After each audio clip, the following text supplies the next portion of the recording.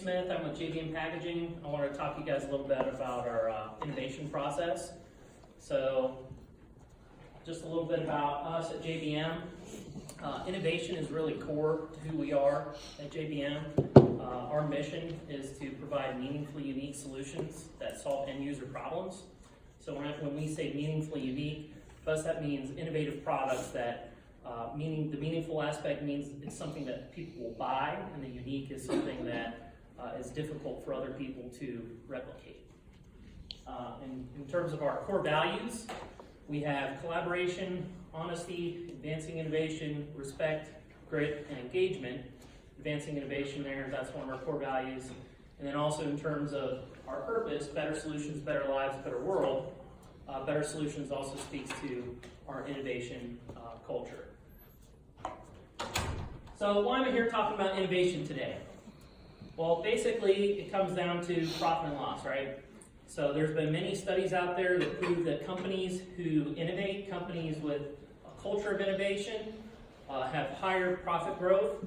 Companies that don't innovate are more likely to have zero or negative profit growth, meaning a loss. And just from some of the things we've seen at JBM, that's actually come true for us. Since we started investing more in our innovation process, our revenue has gone up, our gross profitability has gone up, our margins are better, so innovation really works. We kind of break down innovation into three different types, three different subcategories. So there's things that we can imitate, Me Too products. There's things we can improve upon. So if there's an existing product that we're offering to a customer, they might say, hey, make this a little bit better for us so it runs better on a machine, or add this feature, add this component. And then there is, of course, invention. That's where we're taking something a little bit more blue ocean and trying to solve a problem that there's no other solution out there for. The arrow here is indicating as you're moving across these different categories, your risk and reward potential go up. So inventions are going to be a lot more they're going to be more costly to implement, but there's much higher potential for reward. So just want to talk a little bit about our innovation process at JBM. We start with discovery. So basically we'll go to our customers and we'll say, we want to know what kind of problems, what kind of opportunities are you guys facing? And then we want to really understand and break down that problem. We have a questionnaire with several different questions that we ask them. So things like, what's a target price? What would be a target volume? Other things like that help us understand, how long has this been a problem? What would an ideal solution look like? And the better information we get in that discovery process leads to better outcomes in the end. Once we do the discovery, we'll explore a bunch of different solutions using brainstorming tools. So now we've got tons of different solutions, and then the goal is to say which of these solutions are we going to pursue. So we have a prioritization process, which is based off of value to the customer, value to our company, and then also the ease of implementation. And that helps us kind of prioritize and say, we're going to work on this solution first, and hopefully that'll be the solution that works and helps the customer solve the problem. All of these different ideas that we come up with are going to be different obstacles. So maybe it'll be manufacturability. Maybe the price is not going to be economical.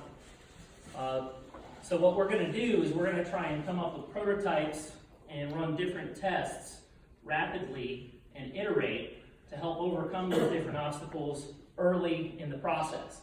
So we want to de-risk early and iterate and make rapid prototypes to help speed this through the process.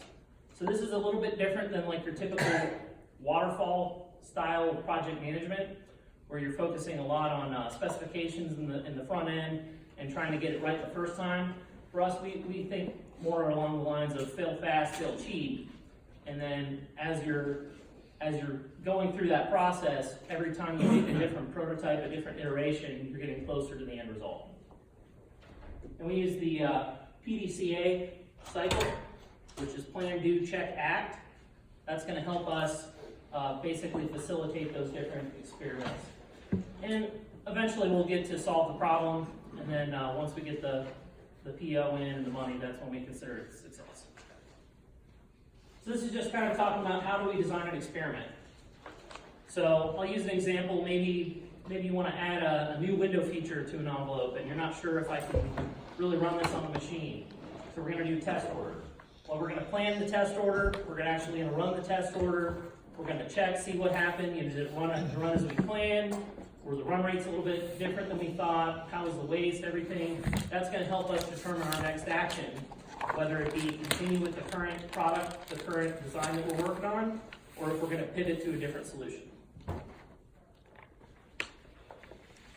Just to kind of show you guys, we're not just preaching this, we actually practice this at JDM.